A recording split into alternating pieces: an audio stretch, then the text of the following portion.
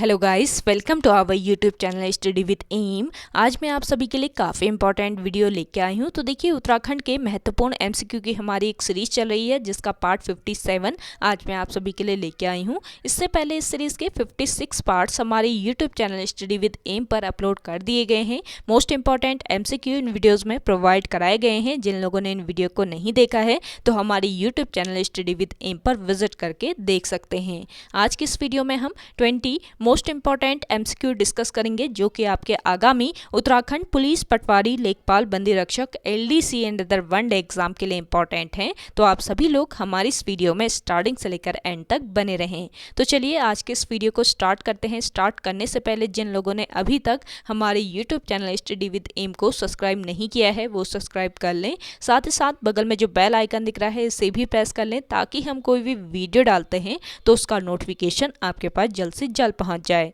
आप सभी लोग हमारे टेलीग्राम चैनल को भी ज्वाइन कर सकते हैं। अराउंड 6.3 के यहाँ पे ग्रुप मेंबर्स हो चुके हैं। सुबह 10 बजे और शाम 8 बजे यहाँ पे क्विज का आयोजन भी कराया जाता है। इसके अलावा अदर इंपॉर्टेंट अपडेट्स पीडीएफ्स यहीं पे शेयर की जाती हैं। लिंक आपको उसका डिस्क्रिप्शन बॉक्स में मिल जाएगा। बढ़ते हैं आज की वीडियो की ओर।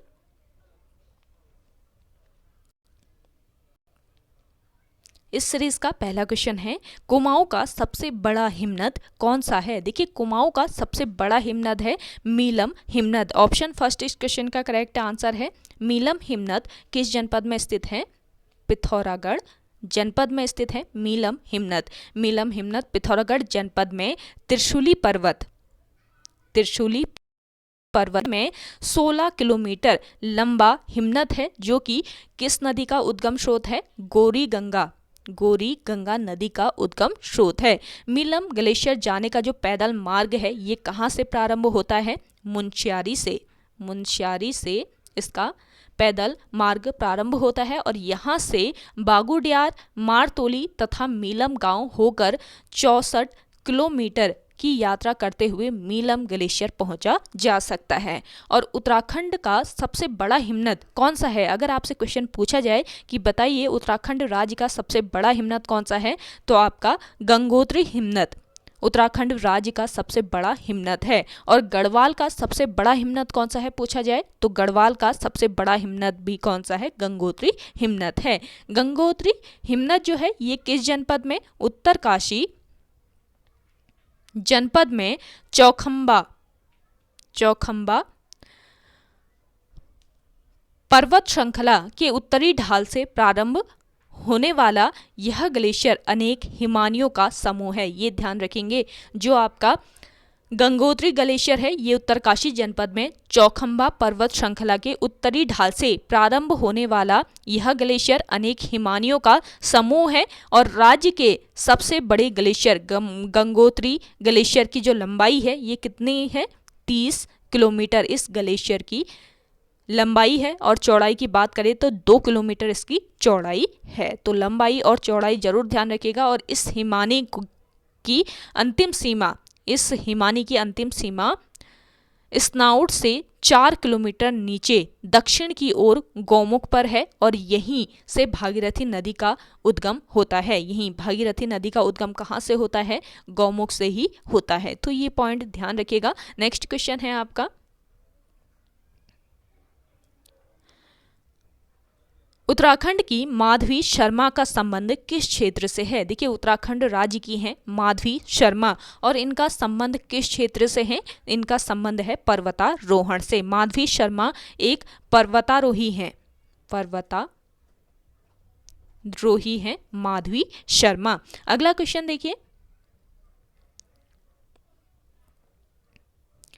सविनय अवज्ञा आंदोलन का नेतृत्व उत्तराखंड से किसने किया था? देखिए, सविनय अवज्ञा आंदोलन ये कब हुआ था? वर्ष 1930 ईस्वी में हुआ था सविनय अवज्ञा आंदोलन। और इस आंदोलन में उत्तराखंड से 3 लोगों ने भाग लिया था। 3 लोगों ने इसमें भाग लिया था 1930 ईस्वी के सविनय अवज्ञा आंदोलन में। कौन कौन थे ये भाग लेने वाले? एक थे आपके ज्योतिराम कांडपाल, दूसरे थे भैरव दत्त और तीसरे कौन थे? तीसरे थे खड़ग बहादुर। तो 3 लोगों ने इसमें भाग लिया था। लेकिन जो आपका क्वेश्चन है ये क्या पूछा गया है, देखिए सविनय अवज्ञा आंदोलन का नेतृत्व उत्तराखंड से किसने किया था। तो उत्तराखंड में इसका नेतृत्व किसने किया था, तो इसका राइट आंसर हो जाएगा गोविंद वल्लभ पंत। क्वेश्चन को समझना बहुत जरूरी है। 3 लोगों ने इसमें भाग लिया था, ज्योतिराम कांडपाल, भैरव दत्त ज्योतिषी और खड़ग बहादुर ने 3 लोगों ने भाग लिया था। लेकिन उत्तराखंड राज्य में इसका नेतृत्व किसने किया था, गोविंद वल्लभ पंत ने। इंपॉर्टेंट क्वेश्चन है, इसको जरूर ध्यान रखिए। नेक्स्ट क्वेश्चन है आपका, आहुति नामक कृति किस लेखक की है। देखिए आहुति जो नामक कृति है ये किस लेखक की है, आपको बताना है। 4 ऑप्शन दिए हैं आपके सामने, तो इसका राइट जो आंसर है ये क्या हो जाएगा, इलाचंद जोशी। आहुति नामक कृति के लेखक हैं इलाचंद जोशी। ऑप्शन सेकंड बिल्कुल राइट आंसर हो जाएगा। देखिए साहित्यकार इलाचंद जोशी के जन्म की अगर हम बात करें तो वर्ष 1902 ईस्वी को कहाँ पर इनका जन्म हुआ, अल्मोड़ा में इनका जन्म हुआ। और इलाचंद जोशी को मनोवैज्ञानिक उपन्यासकार कहा जाता है। इलाचंद ने बचपन में सुधाकर नामक एक हस्तलिखित पत्रिका अल्मोड़ा से निकाली। ये पॉइंट ध्यान रखिएगा। कौन सी पत्रिका, सुधाकर नामक पत्रिका इन्होंने अल्मोड़ा से निकाली, जो कि एक हस्तलिखित पत्रिका थी। हाथ द्वारा लिखी गई थी, ये हस्तलिखित ये पत्रिका थी, सुधाकर नामक पत्रिका। अगला क्वेश्चन है,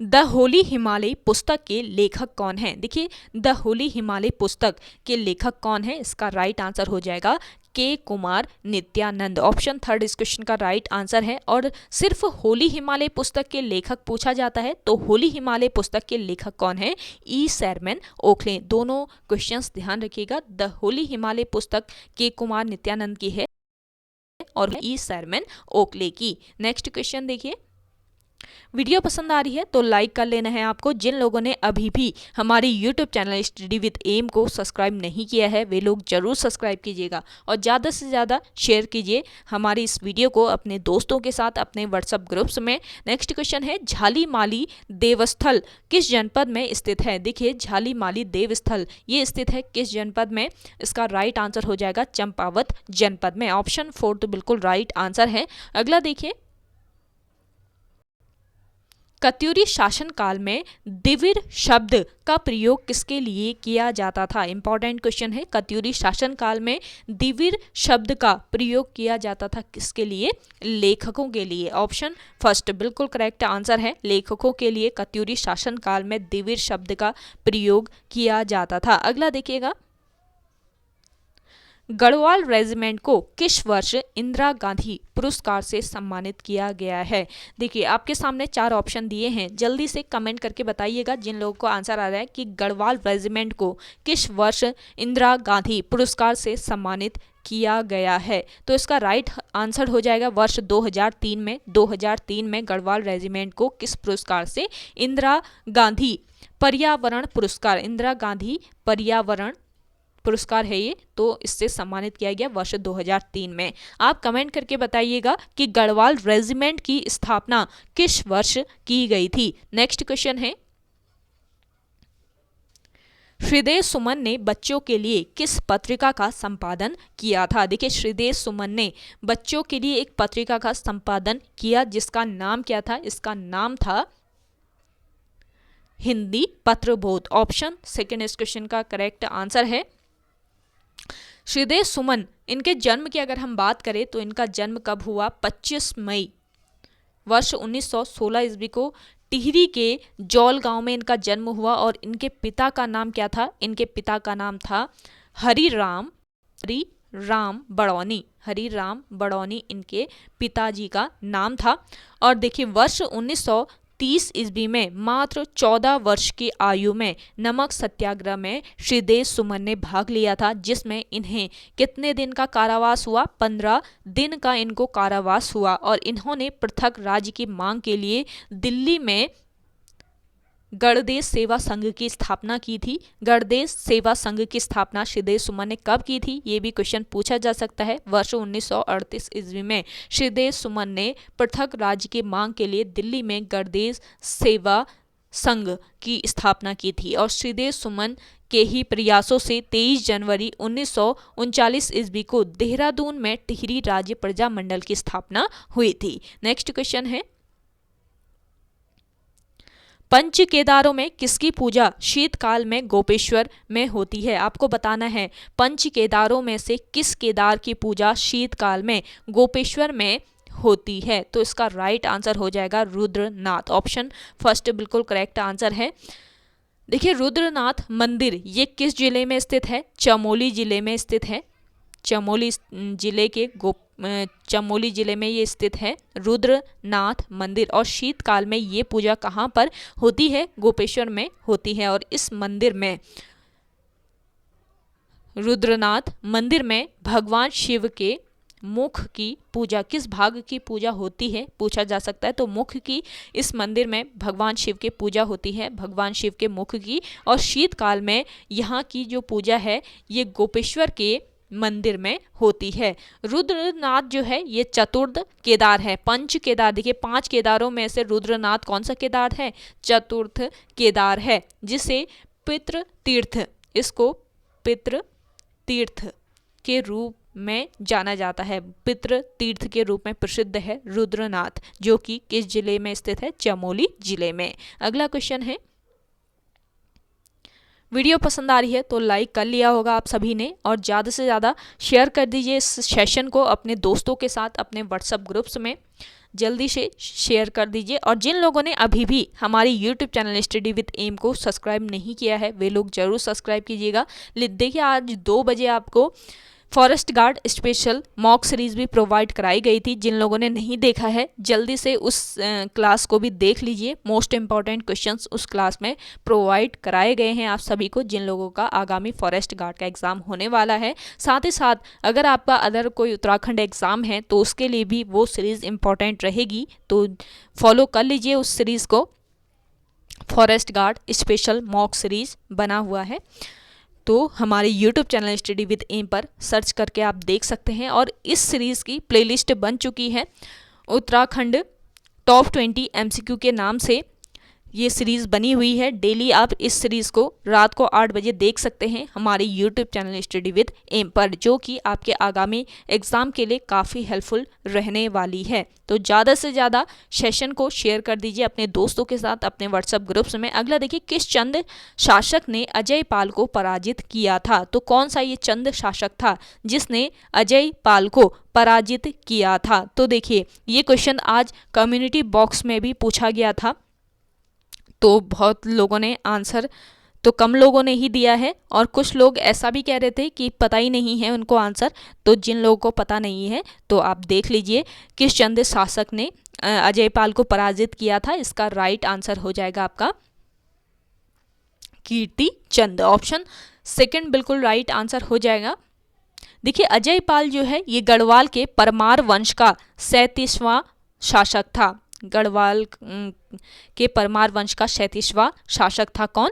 अजय पाल। और अजय पाल चांदपुर गढ़ के गढ़पति आनंद पाल का पुत्र था। और इसके कार्यकाल की अगर हम बात करें तो 1490 ईस्वी से लेकर 1519 ईस्वी तक इसका कार्यकाल रहा। अजय पाल ने अपनी राजधानी देवलगढ़ 1512 ईस्वी में राजप्रसाद बनवाया और इसने 1517 ईस्वी को राजधानी जो है ये कहाँ स्थानांतरित की थी? श्रीनगर स्थानांतरित की थी। देवलगढ़ में अजय पाल ने अपनी कुल देवी राजराजेश्वरी का मंदिर भी बनवाया था और देवलगढ़ में सत्यनाथ भैरव गुफा का जीर्णोद्धार भी किसने करवाया था? अजय पाल ने ही करवाया था। देखिए आपका जो RO का क्वेश्चन पेपर बना हुआ था तो उसमें एक क्वेश्चन पूछा गया था कि टिहरी जो है ये राजधानी किसने स्थापित की थी, किसने स्थानांतरित की थी पवार वंश के शासकों में से। तो इस तरीके के क्वेश्चन भी आयोग द्वारा पूछे जाते हैं, इनको जरूर ध्यान में रखिएगा। जो आपके श्रीनगर राजधानी है ये किसने स्थानांतरित की थी? ये की थी अजय पाल ने। और देखिए अजय पाल ने कालिका देवी मठ का निर्माण भी कराया था। कहाँ पर? कालिका देवी मठ का निर्माण कराया इसने श्रीनगर में। और इसने सरोला ब्राह्मणों की भी नियुक्ति की थी। सरोला ब्राह्मणों की नियुक्ति किस पंवार शासक के द्वारा की गई, पूछा जा सकता है। तो किसके द्वारा सरोला ब्राह्मणों की नियुक्ति की गई थी? अजय पाल के द्वारा की गई थी। अगला क्वेश्चन है आपका,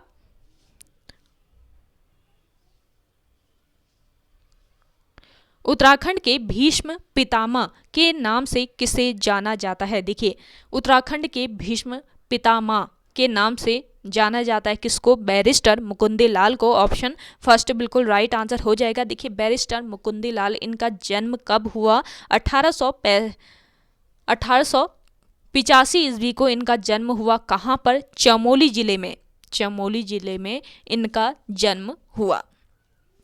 और देखिए, मौलाराम के चित्रों को प्रसिद्धि दिलाने में इनकी ही भूमिका रही थी, बैरिस्टर मुकुंदी लाल की। और गढ़वाल पेंटिंग पुस्तक का प्रकाशन वर्ष 1969 में 1969 ईस्वी में हुआ था। किस गढ़वाल पेंटिंग पुस्तक का जो प्रकाशन है ये 1969 ईस्वी में हुआ था। किसके द्वारा ये किया गया, ये भी आपको पता रहना चाहिए। तो मुकुंदी लाल के द्वारा किया गया। और वर्ष 1922 ईस्वी में लैंसडाउन से तरुण कुमाऊं मासिक पत्रिका का इन्होंने संपादन किया। वर्ष 1922 ईस्वी में लैंसडाउन से तरुण कुमाऊं जो पत्रिका है इसका संपादन किया है। किसने? बैरिस्टर कितने पॉइंट कवर हो रहे हैं? तरुण कुमाऊं जो समाचार पत्र है ये कहाँ से प्रकाशित होता है, इस तरीके से भी क्वेश्चन पूछा जा सकता है। तो तरुण कुमाऊं समाचार पत्र जो है ये लैंसडाउन से प्रकाशित होता है। और वर्ष 1922 ईस्वी में इसका संपादन किसके द्वारा किया गया? बैरिस्टर मुकुंदी लाल के द्वारा किया गया। और ये पत्र मेजनी के यंग इटली के तर्ज पर था। ये पत्र जो था ये मेजनी के यंग इटली के तर्ज पर था। और देखिए, वर्ष 1938 ईस्वी में नरेंद्र शाह ने मुकुंदी लाल को टिहरी हाई कोर्ट का न्यायाधीश नियुक्त किया। और वीरचंद सिंह गढ़वाली की ओर से मुकुंदी लाल ने केस लड़ा था। आपसे पूछा जा सकता है, बताइए वीरचंद सिंह गढ़वाली की ओर से किस वकील ने केस लड़ा था? तो ये कौन थे? बैरिस्टर मुकुंदी लाल थे। नेक्स्ट क्वेश्चन है आपका, आर्यों का आदि निवास मध्य हिमालय नामक प्रसिद्ध रचना किसकी है? देखिए, आर्यों का आदि निवास मध्य हिमालय नामक जो प्रसिद्ध रचना है, आर्यों का आदि निवास मध्य हिमालय, ये रचना किसकी है? ये रचना है भजन सिंह की। ऑप्शन फर्स्ट बिल्कुल राइट आंसर हो जाएगा। देखिए, भजन सिंह, इनका जन्म कब हुआ? 16 अक्टूबर 1905 ईस्वी को पौड़ी के कोटसाड़ सितोनस्यू गांव में इनका जन्म हुआ। और भारत की आज़ादी के लिए संघर्षरत भारत नौजवान सभा की सदस्यता ग्रहण कर एक गुप्त योजना के अंतर्गत ये फौज में भर्ती हो गए तथा वर्ष 1926 ईस्वी से लेकर 1945 ईस्वी तक सैनिकों के बीच रहकर राष्ट्रीयता की भावना का प्रसार करते रहे। और ये देखिए, पेशावर कांड के नायक चंद्र सिंह गढ़वाली के मुख्य प्रेरणा स्रोत थे। कौन? भजन सिंह। और इन्होंने हिंदी व गढ़वाली में लगभग 20 पुस्तकों की रचना की थी, जिसमें हिंदी में कौन कौन से हैं? हिंदी में है देखिए अमृत वर्षा है, दूसरा है माँ, तीसरा है प्रेम बंधन, चौथा है कन्या विक्रय। इनको नोट कर लीजिए, रचनाएं भी पूछी जाती है आयोग के द्वारा, तो नोट कर लीजिएगा। भजन सिंह की जो रचनाएं हैं, हिंदी की कौन सी रचनाएं हैं ये ध्यान रखिएगा। कन्या विक्रय, इसके अलावा मेरी वीणा इनकी एक रचना है। इसके अलावा है आर्यों का आदि निवास मध्य हिमालय तथा गढ़वाली में सिंहनाद। इसके अलावा सिंह सदगई, गढ़वाली लोकोक्तियाँ, वीर वधु देवकी, ये इनकी प्रमुख हिंदी की रचनाएं हैं। इनको आप नोट कर लीजिएगा। यहाँ पर स्क्रीन में सारे ही लिखना पॉसिबल नहीं हो रहा है, तो अपने नोटबुक में आप नोट कर लीजिए। और इनका नाम अंतर्राष्ट्रीय बायोग्राफी पुस्तक में भी अंकित है। किसका नाम? भजन सिंह का नाम। नेक्स्ट क्वेश्चन है, जोशीमठ औली रोप वे कब शुरू किया गया? देखिए इंपॉर्टेंट क्वेश्चन है, जोशीमठ औली जो रोप वे है ये किस वर्ष शुरू किया गया? वर्ष 1993 ईस्वी में। ऑप्शन फोर्थ बिल्कुल राइट आंसर हो जाएगा। जोशीमठ से सड़क मार्ग से 15 किलोमीटर, सड़क मार्ग से 15 किलोमीटर की दूरी पर तथा रोप वे से 4 किलोमीटर की दूरी पर स्थित औली जो है ये गर्मियों में हरी भरी मखमली घास एवं शीतकाल में हिमक्रीड़ा तथा पर्यटन स्थल के रूप में विश्व पर्यटन मानचित्र पर अंकित है। और औली में जनवरी से मार्च तक विविध साहसिक खेल आयोजित होते हैं। और देखिए यहाँ पर रोप वे कब शुरू किया गया था? वर्ष 1993 ईस्वी में। तो इस पॉइंट को ध्यान रखिएगा। अगला क्वेश्चन है आपका,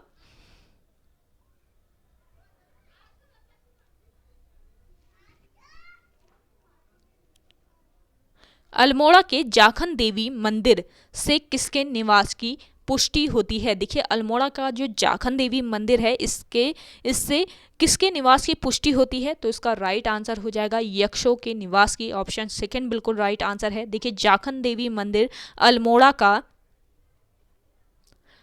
अस्तित्व अत्यंत प्राचीन काल का मंदिर है और इस क्षेत्र में यक्षों के निवास करने की पुष्टि ये मंदिर करता है। ये ध्यान रखेंगे, यक्षों के निवास की पुष्टि करता है कौन सा मंदिर? अल्मोड़ा का जाखन देवी मंदिर। अगला क्वेश्चन है, उत्तराखंड का कौन सा क्षेत्र भूस्खलन के मामले में अत्यधिक सुबेदता जोन में आता है? तो कौन सा ये क्षेत्र है? तो ये क्षेत्र है आपका बाह्य हिमालयी क्षेत्र। ऑप्शन फर्स्ट बिल्कुल राइट आंसर हो जाएगा। देखिए बाह्य हिमालय क्षेत्र, इसको शिवालिक क्षेत्र भी इसी को ही कहा जाता है। तो शिवालिक क्षेत्र या इसको बाह्य हिमालय क्षेत्र या हिमालय का, तो ये चीजें ध्यान रखिएगा। और ये हिमालय की नवीनतम श्रेणी है। बाह्य हिमालय या शिवालिक जो क्षेत्र है ये हिमालय की नवीनतम श्रेणी है। और नवीन होने के कारण यहाँ पर क्या पाया जाता है? जीवाश्म यहाँ पर पाया जाता है। और बाह्य हिमालय क्षेत्र की औसत ऊंचाई आपको बताई थी मैंने पहले सीरीज में भी, जिन लोगों ने फॉलो किया होगा, 700 मीटर से लेकर 1200 मीटर तक बाह्य हिमालय क्षेत्र की औसत ऊंचाई है। और इस क्षेत्र में भूस्खलन व कटाव के कारण गहरी घाटियां पाई जाती है। और देखिए राज्य में सर्वाधिक वर्षा भी बाह्य हिमालय क्षेत्र में ही होती है। और कितने सेंटीमीटर तक यहाँ पे वर्षा होती है? 200 से लेकर 250 सेंटीमीटर तक यहाँ पर वर्षा होती है। अगला क्वेश्चन है आपका, राज्य की सर्वाधिक ऊंचाई वाली अधिकांश पर्वत चोटियां स्थित है। देखिए राज्य की सर्वाधिक ऊंचाई वाली अधिकांश जो पर्वत चोटियां हैं ये किस जनपद में स्थित है? इसका राइट आंसर हो जाएगा चमोली जनपद में। ऑप्शन थर्ड बिल्कुल राइट आंसर है। देखिए राज्य की अधिकांश पर्वत चोटियां चमोली जिले में स्थित है। और राज्य की सबसे ऊंची चोटी कौन सी है?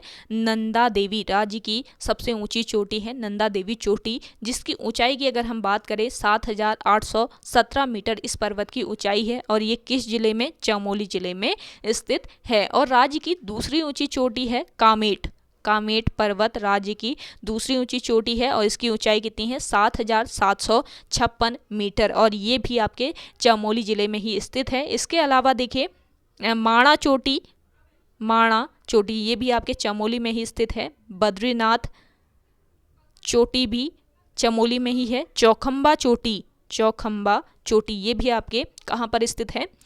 चमोली में ही स्थित है। देखिए आपके माणा चोटी की ऊंचाई कितनी है? 7,272 मीटर माणा की ऊंचाई है। बद्रीनाथ की ऊंचाई की बात करें 7,140 मीटर इसकी ऊंचाई है। और देखिए त्रिशूल पर्वत भी आपके कहाँ पर स्थित है? चमोली जिले में ही स्थित है। त्रिशूल नामक पर्वत, इसकी ऊंचाई है 7,120 मीटर। 7,120 मीटर इसकी ऊंचाई है और ये भी चमोली में ही स्थित है। अगला क्वेश्चन है आपका, पूर्वी धौली गंगा की सहायक नदी कौन सी है? देखिए पूर्वी धौली गंगा इसकी सहायक नदी पूर्वी धौली गंगा सहायक नदी है? पूर्वी धौली गंगा किसकी सहायक नदी है, ये आपको बताना है। देखिए पूर्वी धौली गंगा नदी जो है इसकी सहायक नदी है काली नदी। ऑप्शन थर्ड बिल्कुल राइट आंसर हो जाएगा। क्वेश्चंस को ध्यान से देखिएगा। पूर्वी धौली गंगा सहायक नदी किसकी सहायक नदी है ये बताना है। थोड़ा सा इसमें मिस टाइप हो गया है ये, तो पूर्वी धौली गंगा सहायक नदी किसकी है ये बताना है। काली नदी की ये सहायक नदी है। देखिए काली नदी ये पिथौरागढ़ के सुदूर उत्तर में तिब्बत बॉर्डर के पास स्थित जैक्सर श्रेणी के पूर्व ढाल पर लिपू लेक के पास स्थित काला पानी नामक स्थान से निकलती है और स्थानीय भाषा में इसे काला पानी गाड़ या काली गंगा कहा जाता है। काला पानी गाड़ या फिर इसको काली गंगा कहा जाता है स्थानीय भाषा में। और यह नदी काकागिरी पर्वत के समांतर तथा भारत नेपाल का बॉर्डर बनाते हुए बहती है। पिथौरागढ़ के बाद या चंपावत में ये नदी प्रवेश करती है बॉर्डर बनाते हुए, और टनकपुर के निकट स्थित पूर्णागिरी तीर्थ के पास बरमदेव मंडी के बाद ये शारदा के नाम से नेपाल में प्रवेश कर जाती है। तो नेपाल में ये किस नाम से, शारदा के नाम से प्रवेश करती है। स्कंद पुराण में इसे क्या कहा जाता है, काली नदी को श्यामा नदी कहा जाता है और इसके जल को पवित्र नहीं माना जाता है। काली नदी जो है इसके जल को पवित्र नहीं माना जाता है। और कुठ्यांगटी, पूर्वी धौली गंगा, गोरी गंगा, सरयू, लोहावती व लधिया आदि इसकी सहायक नदियां हैं। सहायक नदियां जरूर ध्यान रखिएगा। एक तो है आपकी कौन सी नदी, कुठ्यांगटी नदी, कुठ्यांगटी नदी। इसके अलावा पूर्वी धौली गंगा, इसके अलावा है गोरी गंगा, सरयू, लोहावती और लधिया नदी। तो इसके सहायक नदियां हैं काली नदी की। अगला देखिए, हस्तशिल्प सामग्री मोस्टा बनाया जाता है। देखिए हस्तशिल्प सामग्री है जो कि किससे बनाया जाता है ये बताना है।